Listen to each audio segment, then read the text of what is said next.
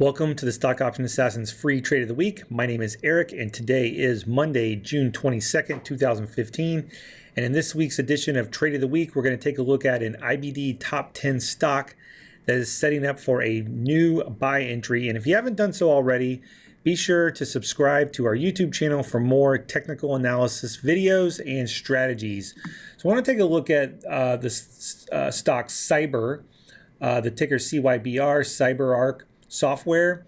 This is a leading stock in the cyber arena and cybersecurity arena, and obviously with all the hacking stories we hear about, this stock is getting some attention.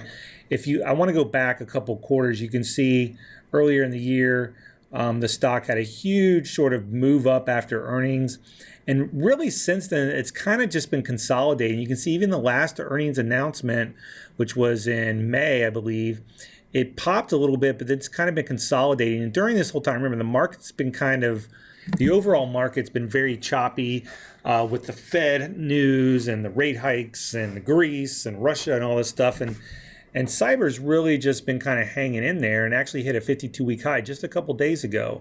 And so I want to look at my favorite indicators that I use for swing trading. I have my Keltner channel on here. I have my DMI oscillator, my DMI stochastic extreme, and I want to talk about why I think this thing's ready to move. So first of all, during that last earnings report from earlier in the year, the $70, $71 area became kind of resistance. It sort of retested that, came back in, and it actually broke out. So regardless of indicators, we have a confirmed sort of breakout of a previous resistance that's acting as support. But I also want to talk about the use of the oscillator here. I'm going to zoom in a little bit, and you can see that my DMI oscillator went into sort of a consolidation mode where you really weren't getting any big moves in either direction, and the stock wasn't really moving as well. So when we retested resistance recently, you saw a pretty good spike in the oscillator. We got a reading of 25. So this is telling you that the bulls may be onto something. And then it pulled back, and then it got near zero. We're oversold on our DMI stochastic, and then you got the buy signal, and we kind of broke out. Now, I'll admit I did not take this signal. I was kind of caught up in the overall market, what it was doing. But now that the market's sort of, calmed down a little bit, the VIX has sort of come in a little bit, bonds have kind of come in a little bit. I'm really looking to start adding to my long portfolio, especially with stocks that really just don't follow the market, and this is one of those stocks. And so I want to look at the setup. So we've broken out, we've pulled back, and really what I'm looking at is the DMI stochastic extreme. It's coming into oversold. We're clear, the green, we're clearly above zero, buyers are winning, that kind of thing.